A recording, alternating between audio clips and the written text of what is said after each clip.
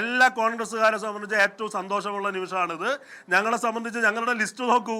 കേരളത്തിൻ്റെ യൂത്ത് കോൺഗ്രസിൻ്റെ പ്രസിഡന്റുമാരായിരുന്ന 4 പേർ, T Siddique, PC Vishnunath, M Liju, ഇപ്പോഴത്തെ പ്രസിഡന്റ് OJ ജനീഷ് അടക്കം വ്യത്യസ്ത കാലഘട്ടങ്ങളിൽ യുവജന പ്രസ്ഥാനത്തിൽ നയിച്ച 4 പേർ. അത് മാത്രമല്ല കേട്ടോ, കേരളത്തിൽ ഈ പറയുന്ന സാമൂഹിക നീതിയെ കുറിച്ച് സംസാരിക്കുന്ന ഇടതുപക്ഷ അധികാരത്തിലുള്ളപ്പോൾ പട്ടികജാതി ജനവിഭാഗത്തിന് മന്ത്രി പോലും ഇല്ലാതിരുന്നൊരു സാഹചര്യം ഉണ്ടായിരുന്നു.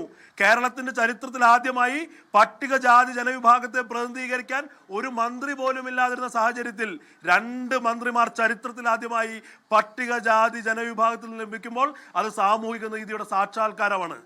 അത് അത്തരം കാര്യങ്ങളെക്കുറിച്ച് നമുക്ക് ചർച്ച ചെയ്യാം.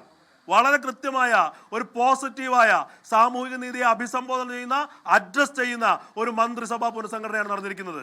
ഇവിടെ കഴിഞ്ഞ 5 വർഷത്തെ 10 വർഷത്തെ ഭരണത്തിൽ പട്ടികജാതി ജനവിഭാഗത്തെ സംബന്ധിച്ച് കിഫ്ബിയിലൂടെ ഈ 12% ദളിത് ജനവിഭാഗങ്ങൾക്കും ST ഉൾപ്പെടെയുള്ള ജനവിഭാഗങ്ങൾക്ക് ലഭിക്കേണ്ട ബജറ്റ് അലോക്കേഷൻ കിഫ്ബിയിലൂടെ മറികടന്നുവെങ്കിൽ അധികാരത്തിൽ നിന്ന് പട്ടികജാതി ജനവിഭാഗത്തെ മാറ്റി നിർത്തി.